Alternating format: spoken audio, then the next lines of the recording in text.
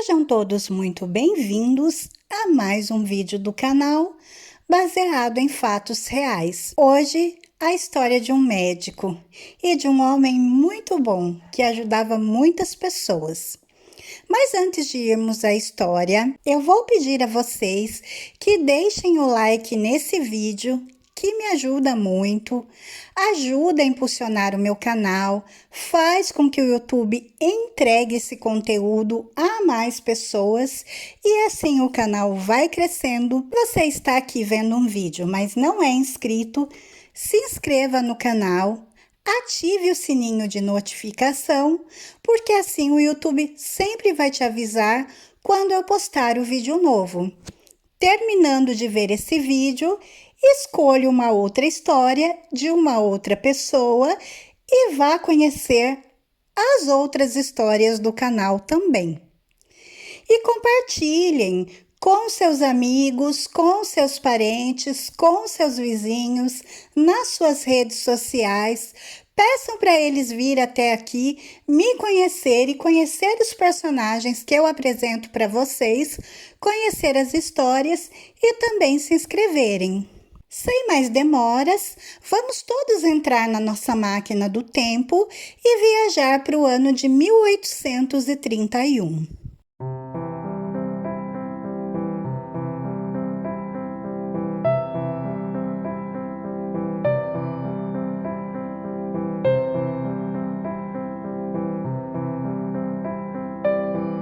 Já antes de começar esse vídeo, eu quero trazer uma coisa à atenção de vocês. Por favor, e eu prometo que é rapidinho e já começo a contar a história de hoje para vocês. Eu já trouxe aqui várias vezes várias histórias de santos católicos, com o foco não em ele ser um santo, mas sim a pessoa que se tornou o santo, porque o meu objetivo aqui é contar histórias reais de pessoas reais. Eu quero deixar bem claro que eu tenho a minha religião, também tenho a minha opinião política e vários assuntos que acontecem, eu tenho a minha opinião, mas isso eu não trago no canal. Aqui eu trago histórias reais, de pessoas reais, sempre da maneira mais neutra possível.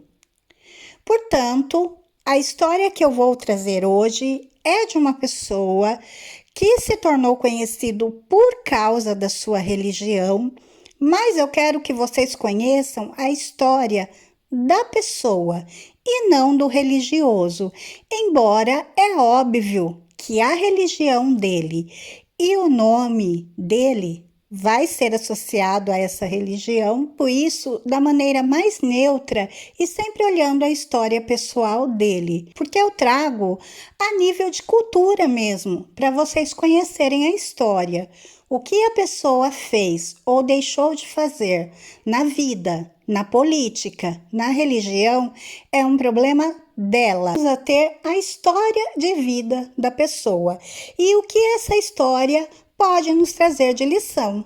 Por exemplo, essa história de hoje traz uma lição boa de uma pessoa que praticou muitos atos caridosos, que foi uma pessoa muito bondosa. E agora eu vou começar a contar a história, tenho certeza que vocês vão entender o porquê desses comentários.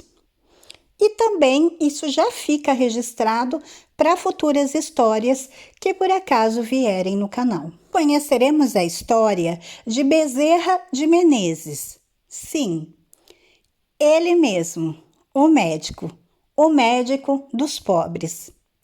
Adolfo Bezerra de Menezes Cavalcante nasceu em Riacho do Sangue em 29 de agosto de 1831. Portanto, no último dia 29 de agosto, se comemorou aí 191 anos do seu nascimento. E é por isso que eu achei interessante trazer a história dele. E ele faleceu em 11 de abril de 1900. Ele ficou conhecido como Bezerra de Menezes e ele foi um médico, militar, escritor, jornalista, político, filantropo e expoente da doutrina espírita, e ficou então aí conhecido como o médico dos pobres.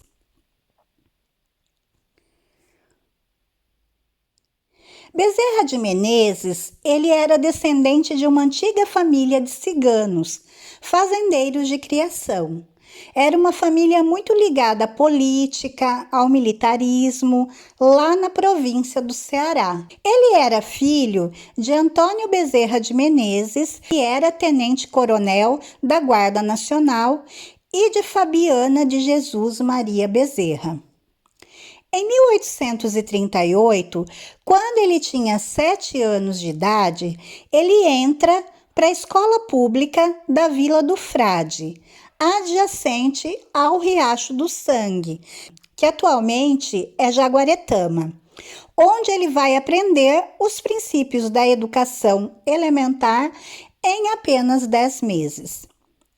Em 1842, como consequência de perseguições políticas e dificuldades financeiras, sua família se muda para a antiga vila de Maioridade, na Serra de Martins, no Rio Grande do Norte, onde o jovem, então com 11 anos de idade, foi matriculado na aula pública de latim. Após 2 anos, ele já era professor substituto de latim. Em 1846, a família vai então retornar à província do Ceará e vai fixar residência na capital, Fortaleza. Bezerra foi matriculado no Liceu do Ceará, onde concluiu os preparatórios. Em 1851, ano do falecimento do seu pai, ele se muda para o Rio de Janeiro e inicia os estudos na Faculdade de Medicina do Rio de Janeiro. Em novembro do ano seguinte, ele ingressa como residente no Hospital da Santa Casa de Misericórdia, do Rio de Janeiro. Para prover os seus estudos, ele dava aula particulares de filosofia e matemática. Graduou-se em 1856 com a defesa da tese Diagnóstico do Câncer. Esse ano, o governo imperial vai decretar a reforma do Corpo de Saúde do Exército Brasileiro e nomeou para chefiá-lo como cirurgião-mor o Dr. Manuel Feliciano Pereira de Carvalho, seu antigo professor, que então o convida para trabalhar como assistente. Em 27 de abril de 1857, candidatou-se ao quadro de membros titulares da Academia Imperial da Medicina, com a memória algumas considerações sobre o câncer, encarado pelo lado do seu tratamento. O acadêmico José Pereira Rego leu o parecer na sessão de 11 de maio, tendo a eleição transcorrido no dia 18 de maio e a posse em 1º de junho do mesmo ano. Em 1858, ele vai se candidatar a uma vaga de lente, substituto da seção de cirurgia na Faculdade de Medicina do Rio de Janeiro. Nesse ano, sai a sua nomeação oficial como assistente do Corpo de Saúde do Exército no posto de cirurgião-tenente. E em 6 de novembro, ele vai se casar com Maria Cândida de Lacerda, que viria a falecer de mal súbito em 24 de março de 1863, deixando 2 filhos, um de 3 e outro de 1 ano de idade. No período de 1859 a 1861, ele vai exercer a função de redator dos Anais Brasilienses de Medicina, periódico da Academia Imperial de Medicina. Em 1865, ele vai se casar novamente com Cândida Augusta de Lacerda Machado, que era a irmã da sua primeira esposa e cuidava dos filhos dele até então. com a sua segunda esposa, ele vai ter mais 7 filhos. Por sua postura de médico caridoso, atendendo pessoas que necessitavam, mas não podiam pagar, é que ele vai ficar conhecido como médico dos pobres. É relatado em suas biografias um episódio em que Bezerra doou seu anel de grau em medicina a uma mãe para que ela pudesse comprar os remédios que o filho precisava. Declaração dele que eu acho muito bonita e eu quero ler para vocês na íntegra. Ele diz o seguinte: o médico verdadeiro é isto: não tem o direito de acabar a refeição, de escolher a hora, de inquirir se é longe ou perto. O que não acode por estar com visitas, por ter trabalhado e achar-se fatigado, ou por ser alta à noite. Mal o caminho e o tempo, ficar perto ou longe do morro, o que sobretudo pede um carro a quem não tem com que pegar a receita, ou diz a quem lhe chora a porta que procure outro. Esse não é médico, é negociante da medicina, que trabalha para recolher capital e juros dos gastos da formatura. Bonita a declaração dele, né? Dá para ver o quanto ele realmente fazia aquilo por amor. E muitos hoje são assim. Muitos fazem por amor mesmo. No final dos anos 1850, a Câmara Municipal do município neutro tinha como presidente Roberto Jorge Haddock Lobo, do Partido Conservador. Ao mesmo tempo, Bezerra de Menezes já se notabilizara pela atuação profissional e pelo trabalho voltado à população carente. Desse modo, em 1860, em uma reunião política, alguns amigos levantaram a candidatura de Bezerra de Menezes pelo Partido Liberal, como representante da paróquia de São Cristóvão, onde então residia a Câmara. Ciente da indicação, Bezerra recusou-a inicialmente, mas, por insistência, acabou se comprometendo e, apurado os votos, Bezerra foi eleito. Os seus adversários, liderados por Haddock Lobo, impugnaram a posse sob o argumento de que militares de segunda classe não podiam exercer o cargo de vereador. Desse modo, para apoiar o partido, que necessitava dele para obter a maioria na Câmara, decidiu requerer exoneração do corpo de saúde em 26 de março de 1861. Desfeito o impedimento, ele foi empossado no mesmo ano e foi reeleito para o período de 1864 a 1868. Foi eleito deputado provincial pelo Rio de Janeiro em 1866, apesar da oposição do então primeiro-ministro, o Zacarias de Góes, e dos chefes liberais, o senador Bernardo de Souza Franco, que era o Visconde de Souza Franco, e o deputado Francisco Otaviano de Almeida Rosa. Empossado em 1867, a Câmara dos Deputados foi dissolvida no ano seguinte devido à ascensão do Partido Conservador. Retornou à política como vereador no período de 1873 a 1885, ocupando várias vezes as funções de presidente interino da Câmara, efetivando-se em julho de 1878, que era um cargo que hoje corresponderia ao de prefeito. Foi eleito deputado pela província do Rio de Janeiro no período de 1877 a 1885, que é o ano em que ele vai então encerrar a sua carreira política. Nesse período, ele acumula o exercício da presidência da Câmara e do Poder Executivo Municipal. Em sua atuação como deputado, destacam-se algumas iniciativas pioneiras dele. Ele buscou, por meio de um projeto de lei, regulamentar o trabalho doméstico, visando conceder a essa categoria o aviso prévio de 30 dias. denunciou os perigos da poluição, que já naquela época afetava a população do Rio de Janeiro, e promoveu providências para combatê-la. Foi membro, a partir de 1882, das comissões de obras públicas, redação e orçamento. Ele foi sócio fundador da Companhia Estrada de Ferro Macaé e Campos. Empenhou-se na construção da Estrada de Ferro Santo Antônio de Pádua, pretendendo estendê-la até o Rio Doce, projeto que ele não conseguiu concretizar.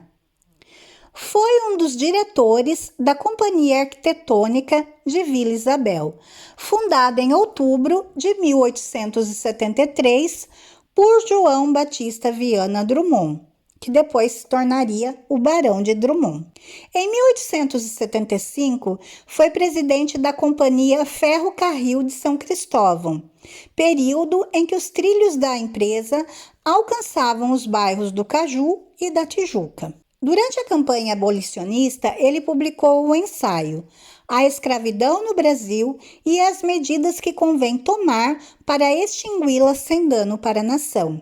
Isso foi publicado em 1869, onde ele não só defendia a liberdade dos escravos, mas também a inserção e a adaptação dos mesmos na sociedade através da educação.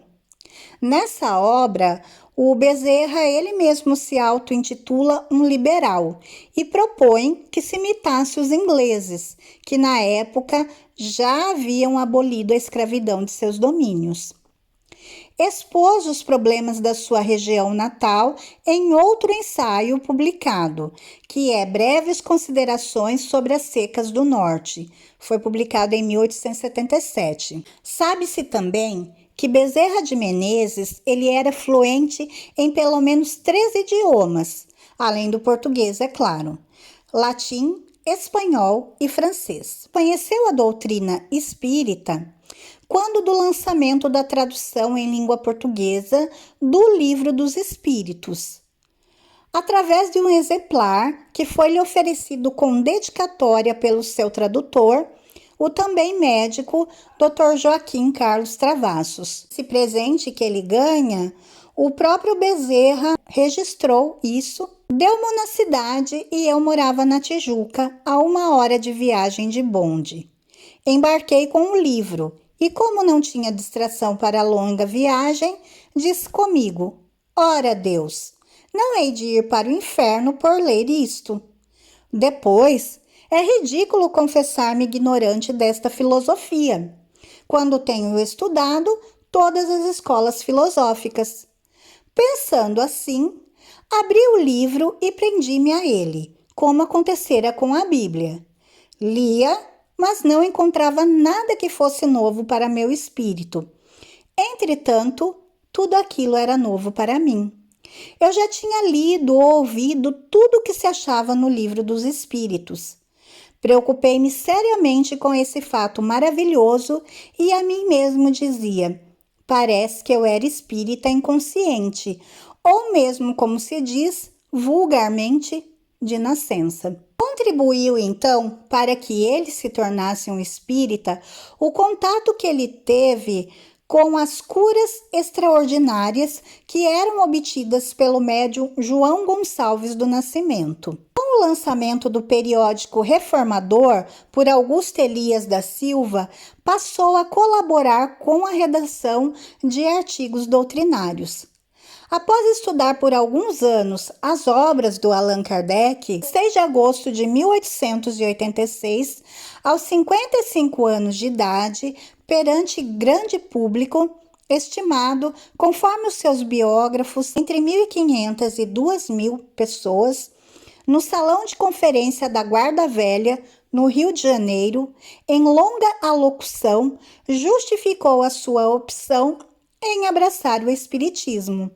O evento chegou a ser referido em nota pública pelo O País, periódico de maior circulação na época. No ano seguinte, a pedido da Comissão de Propaganda do Centro da União Espírita do Brasil, inicia a publicação de uma série de artigos sobre a doutrina em O País. Na seção intitulada Espiritismo, Estudos Filosóficos, os artigos saíam regularmente aos domingos, no período de 23 de outubro de 1887 a dezembro de 1893, e eram assinados pelo pseudônimo de Max, que na verdade era ele, nosso personagem de hoje, o Bezerra de Menezes. Na década de 1880, o incipiente movimento espírita na capital e no país estava marcado pela dispersão dos seus adeptos e das entidades em que se reuniam. Já havia também uma clara visão entre dois grupos de espíritas, os que aceitavam o espiritismo em seu aspecto religioso, que é um grupo maior, no qual o Bezerra de Menezes estava incluindo, e os que não aceitavam o espiritismo nesse aspecto. Em 1889, Bezerra foi percebido como o único capaz de superar as divisões e veio a ser eleito presidente da Federação Espírita Brasileira.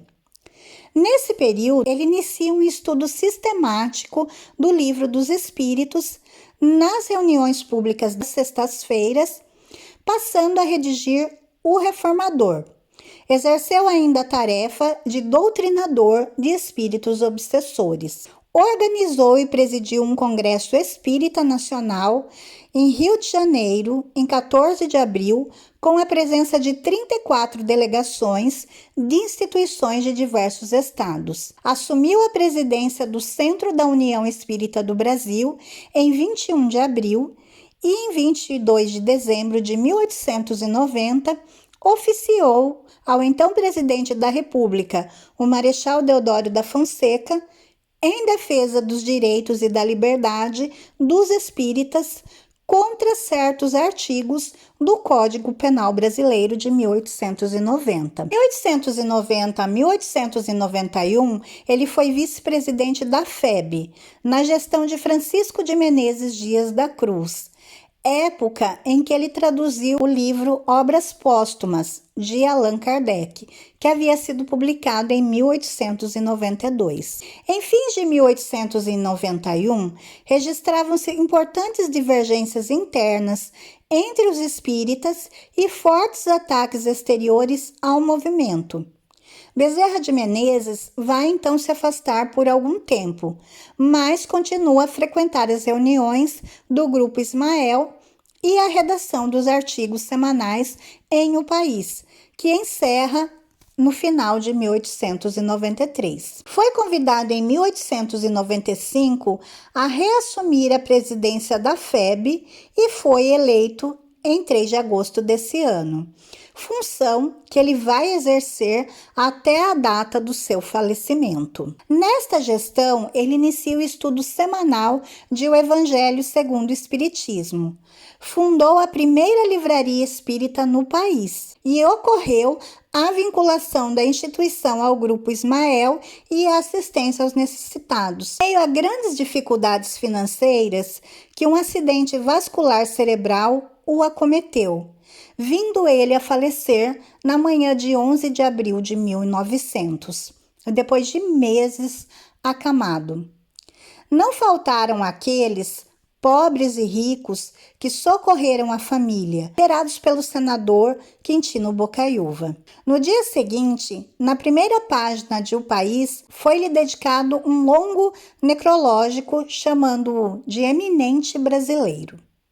Recebeu também homenagem à Câmara Municipal do então Distrito Federal pela conduta e pelos serviços dignos. Pela atuação destacada no movimento espírita da capital brasileira, Bezerra de Menezes foi considerado um modelo para muitos adeptos da doutrina.